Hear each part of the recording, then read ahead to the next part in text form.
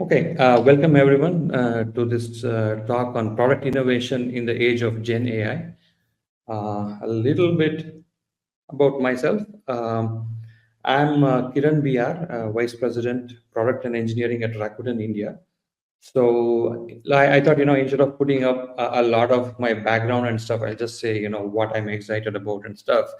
So how do you actually create lasting growth and meaningful differentiation, be it product differentiation, business differentiation in today's world, which is so fast changing and powered by AI? So I explore this question every day through product-led innovation and love connecting with others who are doing the same. Let me go to the next slide. Okay, so I'll start with a quote from Sam Altman.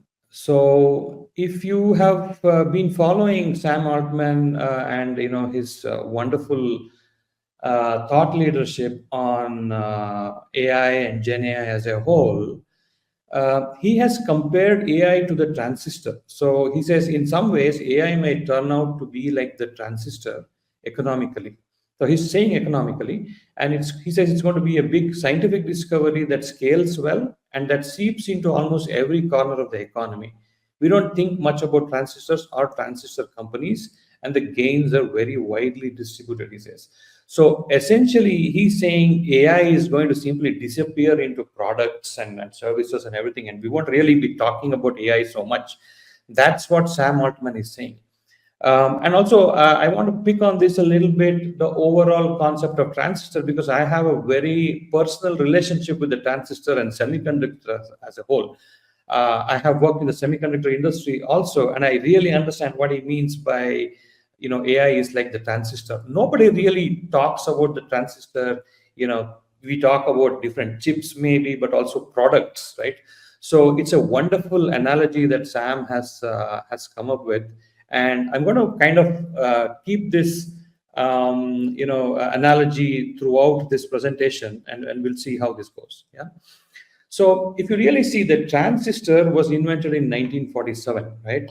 This device actually changed the world. And by the way, that the image on the right is the crazy thing that we call as the transistor, right? I mean, it was the first version of the transistor, which was looking, I don't know, maybe like an animal from the sea or something. But essentially, this device changed the world. But it did not change it by itself. I mean, the inventors basically just invented a device, but it took the Walkman, the PC, the radio, the phone, etc., etc., a lot of these products to make this invention really matter. So I think we can safely say that technology is potential, but product is impact. So in other words, the tech breakthrough is people using that breakthrough to achieve real life impact. That's what is the revolution. So this is something that we need to keep in mind. So I would say kind of, let's take a deep breath. Let's pause talking about AI models for a moment. There's so much of hype around AI models and the different sovereign models. And, every evening you have a new model from the foundation model vendors, or, people who are building on top of it. So there's a lot of, talk going on, right? Let's pause that for the moment. And let's also pause talking about AI replacing software engineers for a moment, right? That's also a theme that is going on quite a bit. We don't want to even, talk about this in this presentation here. And let's focus on product impact for a change, right? So because that's where rubber hits the road for the real users, out there in the world. So let's talk about this one for a change. Okay, so what's happening to products as we speak, right? I mean, that I want to analyze this from a few perspectives. The first perspective is UI UX. What is happening to the user interface or the user experience, right? The image on the left, for those who have been working with product and designing various products, is essentially the flow between various screens of a mobile app. Maybe you log in, you do that, you do this, you go to this screen, come back. You can see the whole, messy interactions or, transitions between the screens on the left. That's a lot of screens that the user clicks through to do things with the app. What really is happening is that all UI is collapsing into the text box essentially, or maybe the mic if you're going to use audio, or a camera if it's going to be via a video interaction. That's what is happening on the input side and the user interface side. And we can say that intent is replacing interaction. You're not interacting with the UI anymore, right? You are just expressing intent. So maybe you say, I want to go to a good movie or something, right? So that's the intent. So if that's on the input side, now what's happening within the box, right? What's happening to the business logic? If you see, we are now able to automate decisions by understanding unstructured data.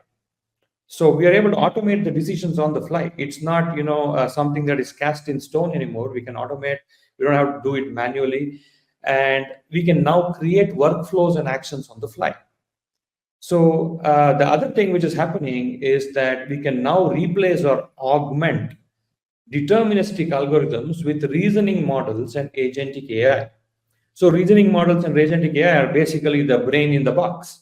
So these models and this agentic AI is now giving us the opportunity to essentially treat these products as products with a brain, and so they can go and figure out things which we have never thought of before. We only have an intent, and then they'll figure out how to go ahead and give us what we want. So that's what is happening on the business logic side.